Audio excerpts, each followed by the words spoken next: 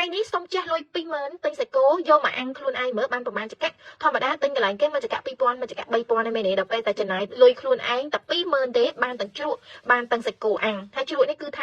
ជ្រក់ល្ហុងឆ្ងាញ់ជាប់ចិត្តតែម្ដងរូបមន្តនេះធ្វើញ៉ាំទៅគឺថាដូចនៅក្នុងហាងអញ្ចឹងមិនចាញ់គេលក់អីណាថ្ងៃនេះនាងខ្ញុំនៅបង្ហាញរូបមន្តដែលនាងខ្ញុំតែងតែធ្វើសាច់គោអាំងញ៉ាំថាតើត្រូវធ្វើមិនខ្លះដំបូងគឺយើងត្រូវមានសាច់គោបងប្អូនជ្រើសរើសសាច់ថុយហើយប្រភេទសាច់ជាប់ខ្លាញ់សាច់គោអាំងបើសិនជាយើងអត់យកសាច់ជាប់ខ្លាញ់ទេវារៀងស្ងួតតែនាងខ្ញុំអត់ចង់ញ៉ាំខ្លាញ់ទេអញ្ចឹងហើយបានសាច់របស់នាងខ្ញុំក៏អត់សូវមានខ្លាញ់ប្រហែលដែរហាន់វាជាកង់តូចៗល្អិតៗស្ដើងអញ្ចឹងមកហើយក៏ទុកវាម្ដុំសិនយើងចាប់ផ្ដើមមកបុកគ្រឿងនេះមានដូចជាគល់ស្លឹកគ្រៃដេងស្លឹកក្រូចសើចខ្ទឹមសប៉ុណ្្នឹងឯងគឺថាបុកវាឲ្យម៉ត់ឡើងទៅហើយក៏ទុកវាម្ដុំសិនអានេះយូរជាងគេបុកគ្រឿងនេះឯងនាងខ្ញុំឲ្យតែរឿងបុកនេះគឺខ្ជិលតែម្ដងចាហើយយើងចាប់ផ្ដើមមកលាយគ្រឿងដើម្បីប្រឡាក់សាច់មានគ្រឿងសាតេចាគ្រឿងសាតេនេះនាងខ្ញុំធ្លាប់ប្រើអស់ម្ដងហើយឥឡូវនៅសល់កន្លះកញ្ចប់នាងខ្ញុំដាក់កន្លះកញ្ចប់តែចាយដុតអីវាខាស់ទឹកអស់លីង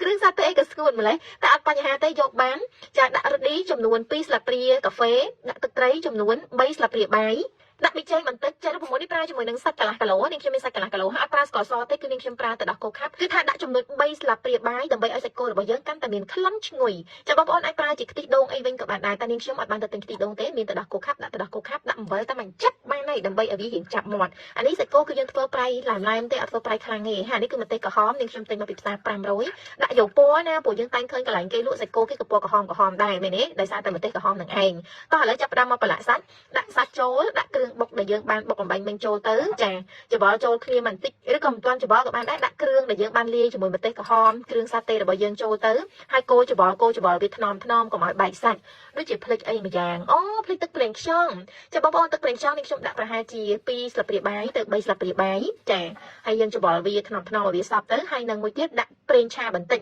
ប្រេងឆានេះដាក់ដើម្បីកុំឲ្យវាស្ងួតពេលដែលយើងអាំងឲ្យវានៅមានសំណើមឲ្យមើលទៅគឺថាសាច់ហ្នឹងគួរឲ្យចង់ញ៉ាំបើសិនជាយើងអត់ដាក់ប្រេងឆាទេពេលយើងយកទៅអាំងគឺស្ងួតហើយក៏ច្បល់វាឲ្យសប់ចឹងណាបងប្អូនពណ៌គេក៏ក្រហមស្រស់មែនទេដោយសារតែម្ទេសក្រហមហើយឈ្ងុយណាឈ្ងុយគ្រឿងបុកឈ្ងុយគ្រឿងសាតេហើយបើថារសជាតិវិញគឺថាមកអែមតែម្ដងទុកវាផ្អាប់ទុកចោលប្រហែលជា1ម៉ោងអីសិនទៅចាំយកទៅអាំងឆ្លៀតពេលហ្នឹងយើងចាប់ផ្ដើមមកធ្វើជ្រក់ឲ្យហើយជ្រក់ល្ហុងដាក់លេខទៅសក់ដាក់អីក៏បានចាឥឡូវយើងចាប់ផ្ដើមឈូសល្ហុងជាវែងបែបហ្នឹងបងប្អូនល្ហុងនេះទិញគេអស់តែ1000ទេធូរថ្លៃអត់បើខាងបងប្អូនប៉ុណ្ណឹងប្រហែលដែរហើយដាក់ការ៉ុត1មើមក៏ឈូសវាដូចគ្នាចាគ្រាន់តែដាក់ល្ហុងហើយដាក់ការ៉ុតមកពណ៌ជ្រក់របស់យើងឡើងស្រស់ស្អាតហ្មងតែអាពីរនេះវាមានជ័រចឹងយើងចាប់ផ្ដើមយកវាមកដាក់ក្នុងកធុនមួយហើយរោយអំបិលបន្តិចចាច្បល់វាថ្នមឲ្យសប់ទៅយើងផ្អាប់វាទុករយៈពេលប្រហែលជា10នាទីអីសិនទៅ15នាទីអីសិនទៅដើម្បីឲ្យវាចាប់ផ្ដើមទុនហើយនឹងមួយទៀតគឺវាជ្រះជាតិជ័រជ្រះអីហ្នឹងរូបមន្តនេះគេអាចធ្វើលក់បានដែរគេធ្វើលក់គេប្រើតែរូបមន្តនឹងឯងចាបងប្អូនបន្ទាប់ពីយើងផ្អាប់វាទុក15នាទីអីហើយយើងចាប់ផ្ដើមយកវាមកលាងទឹកចេញហើយដាក់វាសងួតឲ្យស្រស់ទឹកចឹងទៅដាក់ក្នុងកញ្ច្រែងមួយហើយចាំបាច់ត្រូវតែមានខ្ទឹមក្រហមហើយនឹងខ្ទឹមសយើងហាន់វាជាបន្ទះស្ដើងចឹងទៅធ្វើជ្រក់អត់បានទេហើយនឹងមានខ្ទឹមសនេះក៏នាងខ្ញុំហាន់វាជាបន្ទះស្ដើងដែរបន្ទាប់ពីហាន់វាហើយគឺយើងចាប់ផ្ដើមមកលាយ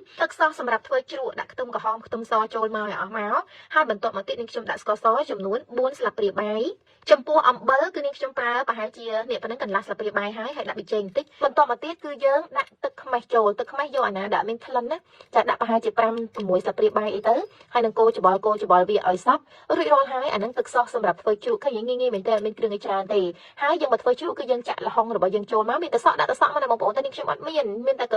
ានតែឆៃថាវអញ្ចឹងដាក់ឆៃថាវហាន់វាអញ្ចឹងបន្ថែមទៀតមកហើយយើងយកទឹកដែលយើងលាយបែងមិញមានទឹកខ្មេះមានអីហ្នឹងមករោយពីលើចាក់ចូលទាំងអស់ក៏បានឬក៏ចាក់ទុកបន្តិចសិនក៏បានដែរចាំមើលភ្លក់មើលក្រែងថាវាជូរខ្លាំងពេកហើយក៏យើងច្បល់វាថ្នមកូរវាឲ្យសព្វតែសម្រាប់នេះខ្ញុំគឺថាល្មមតែម្ដងហ្នឹងបងប្អូនគ្រឿងដែលបានលាយបែងមិញហើយក៏យើងចាប់ផ្ដើមផ្អាប់វាទុករយៈពេលមួយយប់បើគេធ្វើលក់ផងគេទុកមួយយប់ស្អែកបានគេយកមកលក់តែដល់ពេលយើងធ្វើញ៉ាំភ្លាមៗយើងទុកប្រហែលជា1ម៉ោងឲ្យបានហើយអាចញ៉ាំបានហើយគាត់ថាវាអត់ទាន់ទៅចូលជាតិដូចគេទុកមួយយប់ទេនាងខ្ញុំយកទៅក្លាសេក្នុងទូទឹកកកឲ្យវាឡើងស្រួយហើយវាឡើងត្រជាក់ឆ្ងាញ់ណាហើយក៏ចាប់ផ្ដើមមកមើលសាច់គោរបស់យើងវិញគឺត្រូវដោតចង្កាក់នេះមានស្រាប់អត់បានទិញទេយើងយកវាមកត្រាំទឹកចឹងទៅដើម្បីឲ្យវាជ្រុះកំតិចកំទីហើយក៏យកវាមកដោតជាមួយនឹងសាច់គោចាសាច់គោគឺដោតបែបហ្នឹងឯងបងប្អូនអើយតំណងខ្លាំងមែនទែនហើយនឹងឈ្ងុយឲ្យតែមកធ្វើសាច់គោគឺថាឈ្ងុយជះក្លិនគ្រឿងមកភាយហើយតម្លៃលុយ20000នេះណា